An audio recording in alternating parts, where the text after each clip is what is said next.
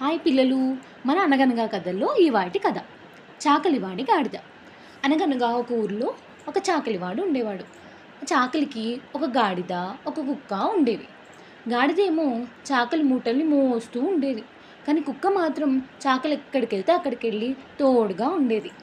ఒకరోజు అందరూ పడుకున్నాక ఆ చాకలివాడి ఇంటికి ఒక దొంగోడొచ్చాడు. అందరూ పడుకున్నారు కదా, పాపం ఆ దొంగను ఎవ్వరు చూడలేదు. కానీ అక్కడే ఉన్న గాడిద, కుక్క గమనించాయి. కానీ కుక్క మాత్రం ఎందుకో అరవడం లేదు. గాడిద అడిగింది, నువ్వెందుకు అరవడం లేదు అని. అప్పుడు కుక్క చెప్పింది, నన్ను యజమాని అస్సలు పట్టించుకోవట్లేదు. గత కొన్ని రోజులుగా నాకు అన్నం కూడా సరిగ్గా పెట్టడం లేదు. నేను ఎందుకు పట్టించుకోవాలి అంది. అప్పుడు గాడిదేమో, ఇది మనం వాదించుకునే సమయం కాదు, ఎలాగైనా సహాయం చేయాలి యజమానికి అని చెప్పింది. అప్పుడేమో గాడిద గట్టిగా అరిచింది. ఆ అరుపుకి భయపడి దొంగోరు పాడిపోయాడు. ఇంట్లో ఉన్న వాళ్ళేమో మెలకువ అయి బయటకు వచ్చారు. దొంగ వచ్చాడు, పారిపోయాడన్న సంగతి వాళ్ళకి తెలియదు కదా.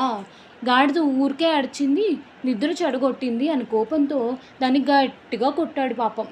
అప్పుడు అర్థమైంది గాడిదకి, ఎవ్వరు చేయాల్సిన పని వాళ్ళే చేయాలని. ఇది ఈ కథ యొక్క నీతి. థ్యాంక్స్ పిల్లలు, మళ్ళీ కలుద్దాం. బాయ్.